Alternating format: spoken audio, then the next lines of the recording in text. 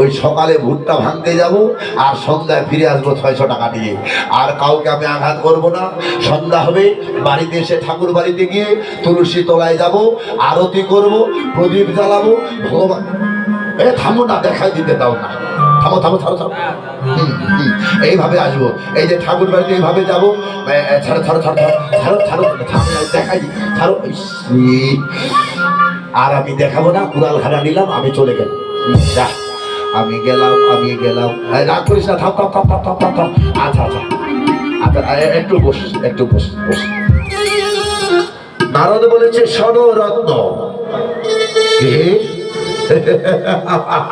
কে তোমরা? কে? আর এই গৌকে জঙ্গলে মরার জন্য এসেছো কেন? তোমরা জানো না এখানে আমার রাজত্ব চলে, এখানে সবাইকে মেরে ধরি আমি, সবার কাছ থেকে অর্থ সম্পদ আমি হরণ করে নিয়ে যাই। তোমরা এখানে এসেছো কেন?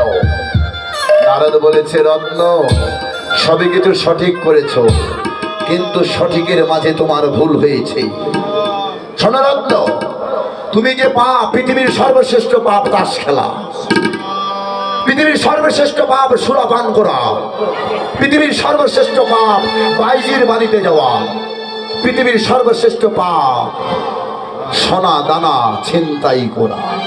তুমি 4টি অপরাধ করেছো, সর্বশ্রেষ্ঠ অপরাধ, যার শাস্তি তোমাকে তিলে তিলে অক্ষরে অক্ষরে পেতে হবে। তুমি জানো না এই কলি পাপাচ্ছন্ন কলির জীব এই 4টা জায়গায় থাকে। এক হচ্ছে যেখানে সুরা সেখানে কলি ভরা, যেখানে তাস পাশা সেখানে কলির বাসা, যেখানে পতিতালয় সেখানে কলির আলয়, আর যেখানে সোনা দানা রয় সেখানে কলির বৃন্দাবন হয়। সেখানে গেলে সবাই পাপের সংস্পর্শন পাবে। এই পাপ যে করছো, চিন্তা করেছো পাপের ফল একদিন পাবে? রত্ন বলেছে পাপ পাপ পাপ, আমি যাহা পাপ করি সব ভাগাভাগি করে নেব। আমার পাপ আমার স্ত্রী নেবে, আমার পিতা নেবে, আমার মাতা নেবে, আমার পুত্র নেবে, আমার সন্তান নেবে। এই জন্য আমি পাপ করছি। ও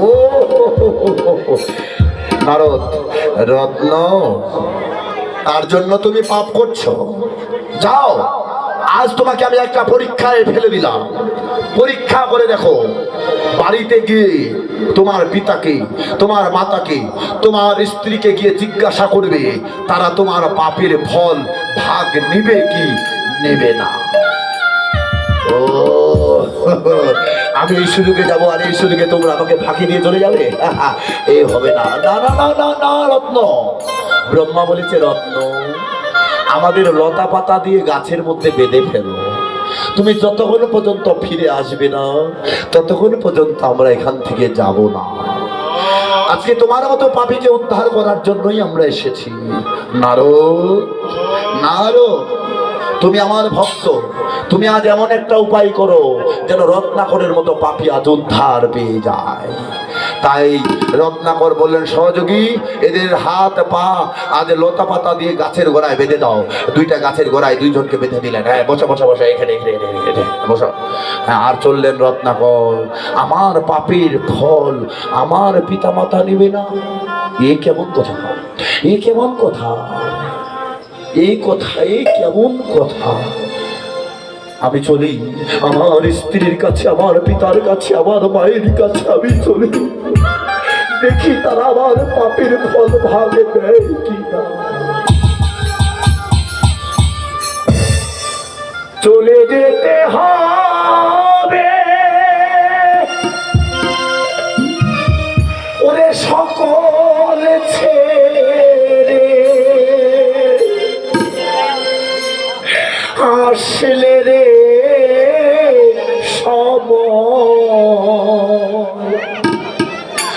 বিধি ওরে কি লিখেছে, কখন কার মরণ। যেমন মনি ওরে বিধি ওরে কি লিখেছে, কখন কার মরণ। বিধি যেমন মনি ওরে কি লিখেছে, যেমন মনি কখন কার মরণ। মাথায় বেঁধে দেন, মাথায় ধুতি বেঁধেন, যেমন মনি মাথায় ধুতি বেঁধে দেন।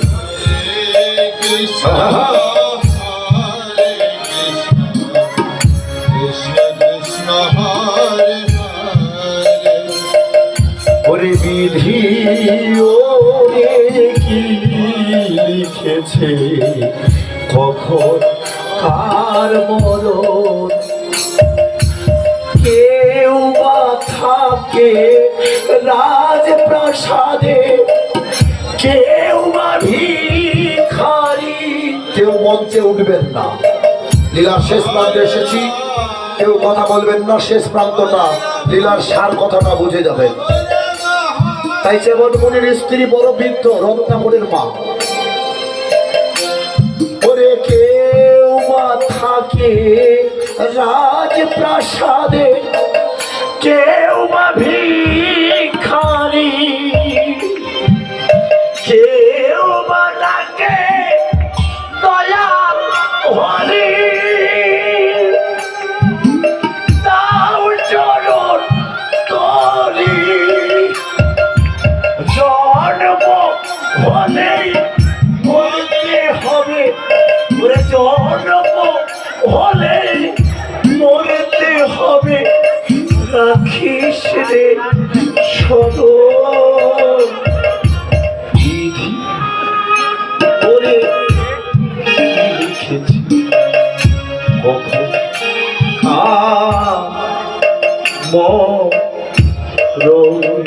ব্রাহ্মণী।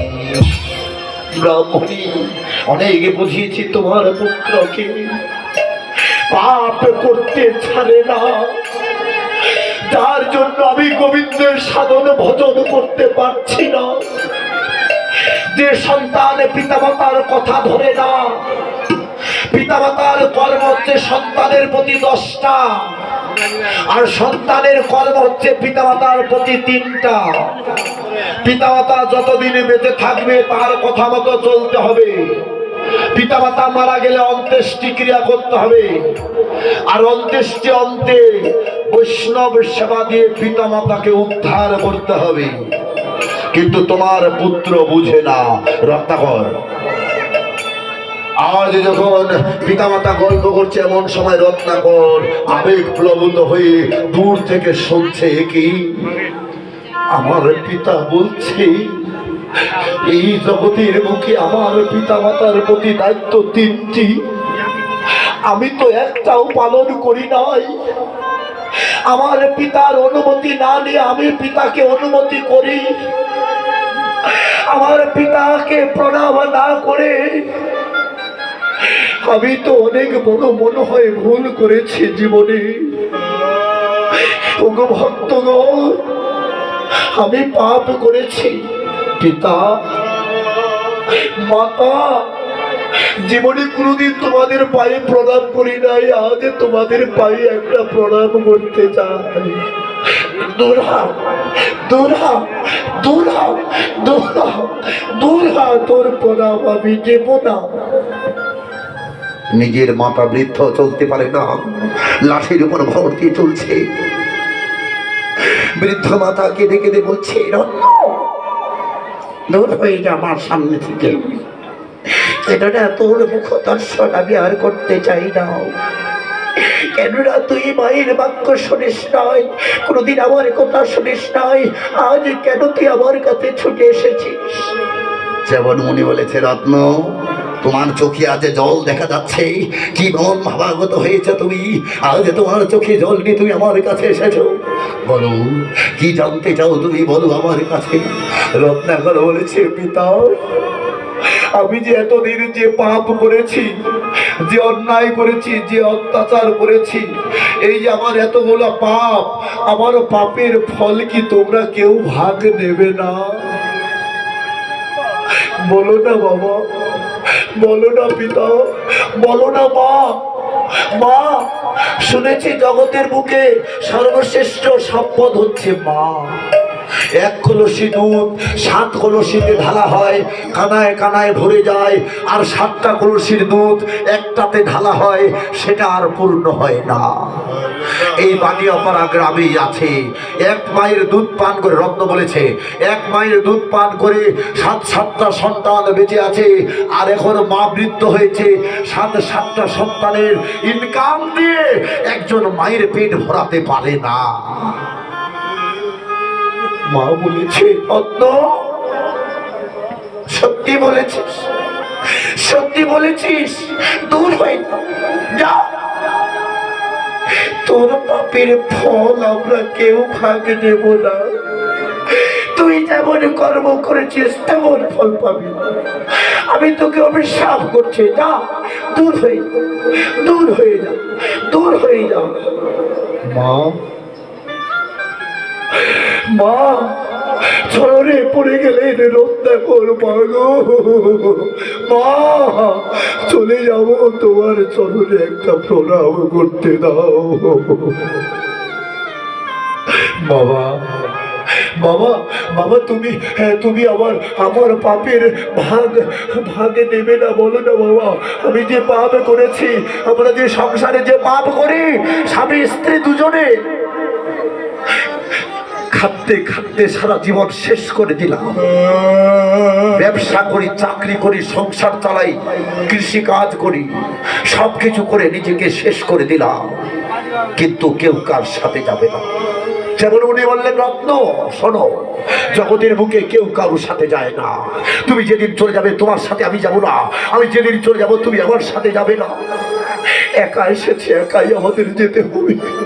যা, দূর হয়ে যা, তোর পাপ আমি কখনো ভাগ নেব না। চলো ব্রাহ্মণী, চলো ব্রাহ্মণী, প্রয়োজনে নগরে নগরে কি আমরা ভিক্ষা করে খাবো, প্রয়োজনে নগরে নগরে আমরা সাহায্য তুলে খাবো। একটা মাত্র পুত্র আমাদের যদি না খাওয়ায়, আমি প্রয়োজনে সাহায্য করে খাবো, মানুষের বাড়িতে কাজ করে খাবো, কিন্তু এই কুপুত্রের হাতের খাবার আমরা গ্রহণ করব না। প্রিয়ে, প্রিয়ে, পিতামাতা আমাকে ছেড়ে দিল, প্রিয়ে তুমি কোথায়? আজ মনে হচ্ছে আমার তোমার কথাগুলাই বাস্তব। তাই রত্নাকরের স্ত্রী আজ ছুটে আসছে, স্বামী, স্বামী, স্বামী। স্বামীর চরণে প্রণাম করলেন। একই স্বামী, তোমার চোখে জল, তোমার চোখের জল, তোমার চোখের জল। শোনো প্রিয়, তোমাকে একটা প্রশ্ন করার জন্য এসেছি। বলো বলো, এই জীবনে আমি যাহা পাপ করেছি, তুমি কি আমার পাপের ফল ভাগ নেবে না? না স্বামী, না। এই জগতের বুকে যেদিন আমার পিতামাতা ব্রাহ্মণ তুলসী সাক্ষী রেখে তোমার হাতে আমাকে অর্পণ করেছে, সেদিন থেকে তোমার দেহটা আমার, আমার দেহটা তোমার, তোমার হৃদয় আমার, আমার হৃদয় তোমার। কিন্তু পাপ, পাপ আমারটা তুমি নিতে পারবে না, তোমারটা আমি নিতে পারবো না। আমার ধর্ম তুমি নিতে পারবে না, তোমার ধর্ম আমি নিতে পারবো না। আমি যে পাপে করেছি সেই পাপের ফল ভাগ আমাকে করতে হবে, আর তুই যে পাপে করেছো সেই ফল তোমাকে। ও, মাথায় হাত দিয়ে পড়ে গেলেন রাজে রত্নাকর। ও, মাথায় হাত।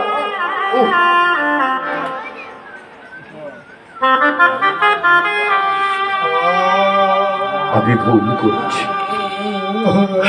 আমি ভুল করেছি, আমি এতদিন বুঝতে পারি নাই আমি ভুল করেছি। সত্যি তুমি বলেছিলে, সত্যি তুমি বলেছিলে প্রিয়, স্বামীরা তখন স্ত্রীর পায়ে প্রণাম করে, যখন স্ত্রী গুরুর মতো স্বামীকে উপদেশ করে। স্বামী স্ত্রীর সম্পর্ক গুরু শিষ্য হয়, স্বামী স্ত্রীর সম্পর্ক ভক্ত ভগবানের হয়, স্বামী স্ত্রীর সম্পর্ক ভাই বোন হয়, স্বামী স্ত্রীর সম্পর্ক পিতা পিতা এবং কন্যা হয়, স্বামী স্ত্রীর সম্পর্ক এই জগতের বুকে গুরু শিষ্যের মতো হয়। যখন কোন স্ত্রী স্বামীকে উপদেশ করে তখন স্ত্রী গুরু সমতুল্য, যখন কোন স্বামী স্ত্রীকে উপদেশ করে তখন স্বামী গুরু সমতুল্য। আমি ভুল করেছি, আমি ভুল করেছি, আমাকে ক্ষমা করে দাও। সেই স্ত্রীর পায়ে পড়ে ক্ষমা যাচ্ছে, আমাকে ক্ষমা। না স্বামী, না,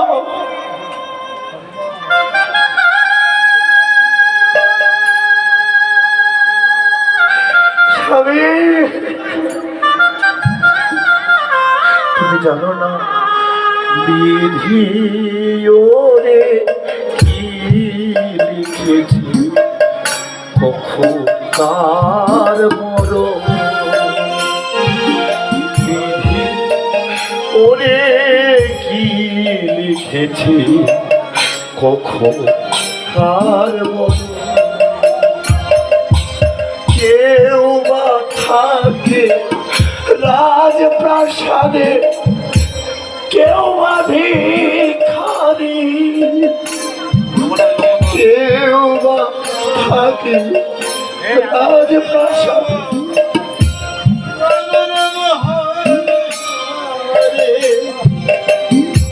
হরে কৃষ্ণ হরে কৃষ্ণ। যারা হরিনাম শুনতে বসেছেন ভাই সবাই একজন আরেকজনের সাথে আলিঙ্গন করে একটু চরণ ধরে দেন। এই সময়টা মিলনের সময়, এই সময়টা আর আমাদের ভাগ্যে নাও হতে পারে।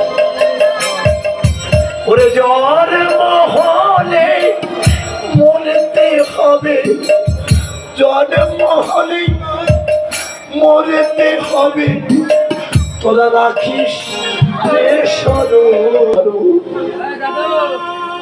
আমি যেমন কর্ম করেছি তেমন ফল আমাকে ভোগ করতে হবে। কেউ আমার পাপের ভাগ কেউ নেবে না। নারদ বলছে, ও রত্ন, এতদিনে বুঝতে পেরেছ, খুলে ফেলো তোমার এই ডাকাতির পোশাক। ডাকাতির পোশাক খুলে ফেললে। ব্রহ্মা বললে, নারদ বুঝে গেছি আজ ভক্ত উদ্ধার হবে। তাই আজ নারদ রত্নাকরকে বলেছেন, রত্নাকর বলো তোমার সারা জীবনে পাপ ক্ষয় হয়ে যাবে। আমার সাথে সাথে বলো, বলো রাম, বলো রাম, রাম বলো রত্ন, বলো রাম। রত্নাকর বলেছেন, রাম। কেউ স্টেজে আসবেন না, একটু পরে আসবেন, লীলাটা মিলন দিই। উপরে কেউ আসবেন না, সবাই নিচে আলিঙ্গন করে চরণ ধুলা নেন। এর একটু পরে আরতি শুরু হবে। লীলা শেষ প্রান্তে এসেছি। তাই আজকে রত্নাকরকে বললেন রাম রাম বলতে, রত্নাকর রাম বলছেন না, রাম বলতে পারেন না। কেননা জীবনে বহু পাপ করেছেন, এত পাপের বোঝা সইতে না পেরে তাই রাম শব্দটা তার বদনে আসছে না। নারদ বলেছে, বলো বলো বলো রত্ন, যদি রাম বলতে না পারো তাহলে আমার সাথে সাথে বলো, ওই যে মরা বৃক্ষটা দেখতে পাচ্ছ, ওই মরা গাছটা দেখে তুমি বলো আমার সাথে সাথে, বলো মরা। রত্ন বলেছে মরা, বলো মরা। রত্ন বলেছে মরা, বলো মরাম। রত্ন বলেছে মরাম। এই তো হয়েছে, বলো বলো বলো বলো বলো মরাম, মরাম। রত্ন বলেছে মরাম, মরাম। রাম রাম রাম রাম রাম রাম রাম রাম রাম রাম রাম রাম রাম রাম রাম। এই রাম রাম যখন জপ করা শুরু করলেন, রত্নাকরের সমস্ত পাপ দূরে চলে গেল। প্রেমানন্দে সবাই মিলে একবার হরি হরি। শোনো শোনো ব্রহ্মা,